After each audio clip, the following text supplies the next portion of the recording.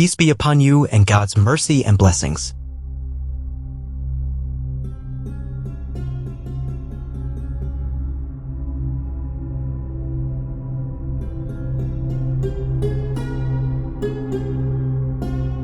The following are inspiring stories about Umar bin Khattab. But before that, we will discuss a bit about the caliph's biography. Umar bin Khattab was the second caliph of Muslims after Abu Bakr as-Siddiq R.A. He ruled from 634–644, which was 10 years. Umar was also one of the main companions of Prophet Muhammad and was the father of Hafsa, who was the Prophet's wife. Umar was one of the great leaders and became a role model for the people. Even in several hadiths he is mentioned as the most important companion after Abu Bakr R.A. He was given the title Al-Faruq by Prophet Muhammad which means one who can distinguish between truth and falsehood. During his leadership, the caliphate became one of the new great powers for Muslims. And in the Middle East, Umar successfully took over 23 of the Eastern Roman Empire's territory. This territorial expansion was also followed by various reforms. In government and politics, for example, special departments were formed as places where people could complain about officials and the state. The establishment of Baitul Mal was also one of Umar's reforms in economics. All these achievements made Umar one of the most influential caliphs in history. And here are 7 extraordinary stories about Umar bin Khattab. First, the uniqueness of Umar bin Khattab's migration to Medina. Shortly after the revelation about the command to migrate to Medina, the Prophet ordered the companions in Mecca to immediately migrate to Medina, to join the Ansar who were waiting for them there. Prophet Muhammad warned them to leave Mecca carefully, not in groups, and to slip away during night or day. This was intended so the Quraysh polytheists would not know, so they would not move to block their way. The companions understood very well what the Prophet meant. They then migrated quietly, leaving Mecca without the knowledge of its inhabitants. But it was different with Umar bin al-Khattab. In a narration, it is said that just before departing for migration, Umar carried a sword and slung a bow, with arrows in his hand and a command staff. He went to the Kaaba when the Quraysh were gathering there. He performed tawaf around the Kaaba 7 times, then went to Ibrahim's tomb to perform prayer. After that, he approached each gathering of people one by one, while saying, "Wretched faces, may Allah humiliate these people. I will migrate to Medina to carry out the Prophet's command. Whoever wants their mother to mourn them, wants their child to become an orphan or their wife to become a widow, come meet me behind this valley." None of them dared to answer this challenge. Finally, Umar migrated to Medina without any threats, or being blocked by the Quraysh polytheists. Even behind him, several weak Muslims also migrated. And the second story, justice for the people even though they are Jewish. Since becoming governor in Egypt, Umar bin as lived in a magnificent palace, which had an empty plot of land in front of it. On that land there was only a dilapidated hut belonging to an old Jew. As governor, Umar wanted to build a beautiful and magnificent mosque that matched his palace on that land. He felt uncomfortable with the Jewish hut on that land. Therefore, the old Jew who owned the hut was summoned to the palace. "O Jew, I plan to build a mosque on the land you currently occupy. How much do you want to sell your land and hut for?" "I will not sell it, my lord," answered the Jew while shaking his head. "What if I pay 3 times the normal price?" tempted the governor. "I still won't sell it," the Jew firmly stated. If I pay 5 times the price, will you sell it? No, my lord, I still won't sell it. Because that's the only property I own. Won't you regret it later? Threatened the governor. No, my lord, he firmly stated. After the old Jew left his presence, Umar bin as established a policy to demolish Uriah's hut. He requested that a grand mosque be built on that land, with the reason of public interest and beautifying the view of that place. The Jewish owner of the land and Uriah's hut could not do much about the governor's policy. He could only cry and keep crying. However, he did not give up, and was determined to report this matter to the governor's superior, that is Caliph Umar ibn al-Khattab in Medina. Upon arriving in Medina, the Jew asked people there, "Where's the location of the caliph's palace?" After being shown, he was extremely shocked, because the caliph did not have a palace, unlike the Egyptian governor who had a very magnificent palace. In fact, he was welcomed by the caliph in the courtyard of the Prophet's mosque under a date palm. "What brings you here from far away Egypt?" asked Umar after learning that his guest came from a distant land. The Jew then expressed his purpose and intention for meeting the caliph. He revealed the incident that befell him, and the governor of Egypt's arbitrariness over his land and hut. How did Umar react?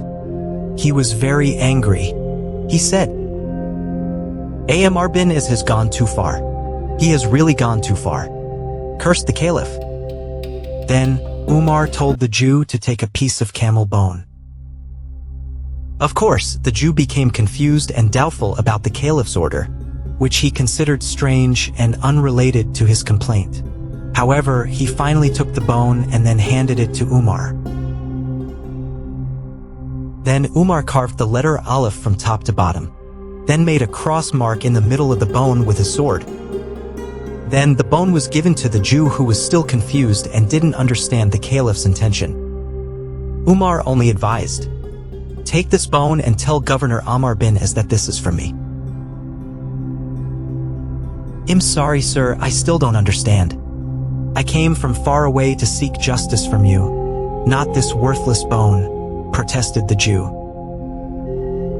The caliph just smiled. He wasn't angry. He emphasized, "O seeker of justice, indeed in that bone lies the justice you desire." Finally, although the Jew's heart was still resentful and kept grumbling, he returned to Egypt carrying the bone given by the caliph. Upon arriving in Egypt, he handed over the bone from the caliph to the governor Umar bin Az. However, strangely, as soon as the governor received the bone, his body suddenly shivered and his face turned pale with fear. Again, the Jew did not understand the situation. A moment later, the governor ordered his subordinates to dismantle the newly built mosque and to rebuild the Jewish man's hut and return it to him. Shortly before the new mosque was to be demolished, the Jew said, "Sorry, sir, no need to demolish the mosque first. I want to ask you something. Why are you so scared and immediately ordered to demolish the new mosque, when you only received a piece of bone from Caliph Umar?" "O Jew," answered Umar radiallahu anhu, "know that the bone is just an ordinary bone. However, because it was sent by the caliph, the bone turned into a stern warning for me." "What do you mean?" interrupted the Jew, still not understanding. "The bone contains a threat from the caliph," as if he was saying, "Oh, Umar bin Az, remember, whoever you are now and however high your rank and power, one day you will surely turn into a rotten bone. Therefore, act justly like the straight letter Aleph, just to those above and just to those below, because if you do not act straight, my sword will then act and behead you." The Jew bowed his head and was so moved hearing the governor's explanation. He greatly admired the caliph's firm and just attitude, and the governor's very obedient and compliant attitude to his superior, just by receiving a piece of dry camel bone. truly noble and admirable. Finally, the Jew declared embracing Islam. Then he donated his land and hut as waqf. And the third story, a whipping for the nobleman's son. One day, while Umar ibn al-Khattab was sitting, suddenly he was approached by a man from Egypt, and he said, "O Amir al-Mu'minin, I want to seek protection from you." Umar answered, "You have sought protection from someone who will give you protection. What is your problem, young man?" The Egyptian youth told his story. "One day I participated in a horse race. My horse managed to overtake the horse of one of Umar bin al-As' sons, the governor of Egypt. But because of that incident, he whipped me with a whip while arrogantly saying that he was a nobleman's son. This incident reached the ears of his father, the governor. But the governor's son was afraid. I would report to you, so I was imprisoned. However, praise be to Allah, he willed otherwise. I managed to escape from prison and came here to meet you." Hearing the complaint of the Egyptian youth, Caliph Umar wrote a letter to the governor of Egypt, Umar bin al-As. "When this letter reaches your hands, you and your son must come during this Hajj season." While to the Egyptian youth he said, "Stay here until they come." Umar bin al-As truly came, fulfilling Umar's order to perform Hajj that year. When Caliph Umar finished performing Hajj, he sat with other Muslims, while Umar bin al-As and his son sat beside him. Then the Egyptian youth was asked to stand and was given a whip by him, as well as Umar bin al-As' son. Sayyidina Umar also asked him to stand. After the case was explained, the person involved, Amir's son, admitted his actions. Then Sayyidina Umar allowed the Egyptian youth to return the whipping he had received. The Egyptian youth continued to whip the governor's son until those present felt that justice had been served with that punishment. However, because the Egyptian youth continued giving his whippings, they then felt pity and intended to stop the punishment. Meanwhile, Umar said, "Whip the nobleman's son." The Egyptian youth answered, "O commander of the faithful, I have whipped the one who whipped me." "Know this," continued Sayyidina Umar, "by Allah, if you had continued, then no one could have stopped you until you yourself stopped the whipping." Then to the governor, Umar bin al-As, Sayyidina Umar said, "Since when did you enslave people while they were born by their mothers in a state of freedom?" Umar bin al-As said, "O commander of the faithful, I did not know about this incident, and this Egyptian man did not report it to me." And the fourth story, we stole because of hunger. In a trial, Umar bin al-Khattab was presented with two young servants. They were accused of stealing a camel belonging to a man from Bani Musayina. The young servants looked very thin and their faces were pale. Regret and worry were clearly visible on their worn faces. Considering that the punishment for theft in Islam is very severe, which is cutting off the hand, would they lose one of their hands? They thought. Moreover, for manual laborers like them, hands are the main asset in making a living. "Why did you steal?" asked Sayyidina Umar, breaking the silence. "It's currently the famine season, and we are very hungry, O Amir al-Mu'minin," said the servants. Sayyidina Umar paused for a moment, then directed his gaze to those present. "Who is the master of these servants?" asked Caliph Umar. Among those present answered that their master was Hatib bin Abi Balta. Then Sayyidina Umar requested that Hatib be brought to trial. After appearing, Sayyidina Umar asked him, "O Hatib, is it true that you are the master of these servants?" "Yes, it's true, O Amir al-Mu'minin," answered Hatib somewhat nervously. Umar then continued, "I almost imposed punishment on them if I hadn't received word that you were the one who employed them." But you left them just like that in a state of hunger. So they were forced to steal, and I will not impose punishment except on you." Then Sayyidina Umar turned to the camel owner and asked, "How much is your camel worth?"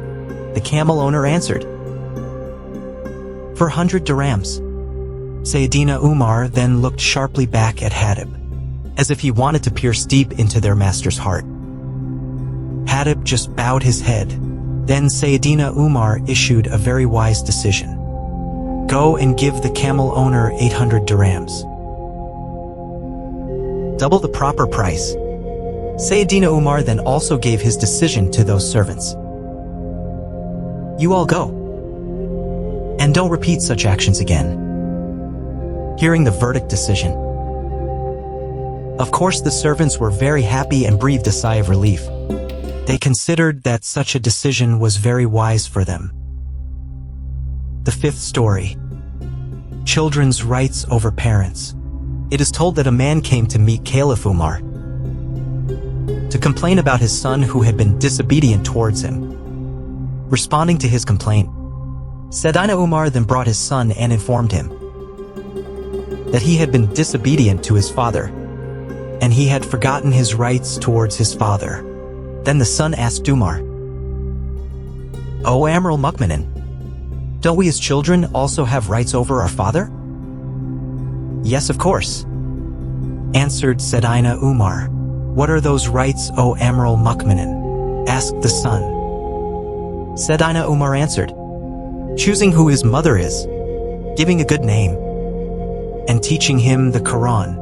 The son smiled and said, "O Amir al-Mu'minin, my father has not fulfilled any of those rights. My mother was an Ethiopian who followed the Magian religion. They named me Jewel, which means coconut beetle, and my father has never taught me a single letter from the Quran." Then Sayyidina Umar turned to that man and said, "You have come to me complaining about your son's disobedience. When you had been disobedient to him first before he was disobedient to you. You never did good to him before he did bad to you." As for the next story, cover her shame and marry her off. One day a man came to Caliph Umar and said, "O Amir al-Mu'minin, I have a daughter. During the Jahiliyyah period when she was small, I once buried her alive. But before she died, I took her out from the ground. After Islam came, I embraced Islam, and so did she. Then my daughter committed a sin that required head punishment. Feeling ashamed, she took a sword and tried to commit suicide. Fortunately, we managed to save her, although her neck was injured. Then we treated her until she recovered. And now she has been proposed to by a man. O Amir al-Mu'minin, should I tell that incident to the man who proposed to her?" Sayyidina Umar answered, "Do you intend to reveal what Allah has concealed? By Allah, if you tell about your daughter's bad past, I will make you a bad example for all residents. Marry her off as a pure Muslim woman." And finally, his daughter was married to that man. They lived like ordinary people without any problems at all. As for the last story, the caliph did not sleep during the day. When Alexandria fell to the Muslim army, Umar bin Khattab immediately sent Muawiyah ibn Khattab to deliver this good news to Caliph Umar in Medina. Muawiyah arrived in Medina during the day. Therefore, he assumed that Umar might be resting or taking an afternoon nap. He went straight to the Prophet's mosque. Fortunately, one of Umar's servants saw him in his travel clothes and asked about him and where he came from. The messenger Muawiyah answered, "I come from Alexandria." Hearing this, the servant immediately went home and informed Caliph Umar about it. The caliph then immediately went to the messenger Muawiyah ibn Khattab When Sayyidina Umar arrived at the mosque, Muawiyah delivered the news of the Muslim army's victory. Immediately, Sayyidina Umar prostrated on the ground, expressing his gratitude to Allah SWT. After prostrating, Sayyidina Umar said to the messenger, "Why didn't you come directly to me? I thought it was rest time and perhaps you were sleeping." Muawiyah answered. Sayyidina Umar explained, "Forgive me. It seems you don't have a sufficient opinion about me. Who would bear the responsibility of being caliph if I were to sleep during the day?" said Caliph Umar bin Khattab. Those were some stories about Caliph Umar bin Khattab. May we take wisdom from these stories. May all of this be beneficial.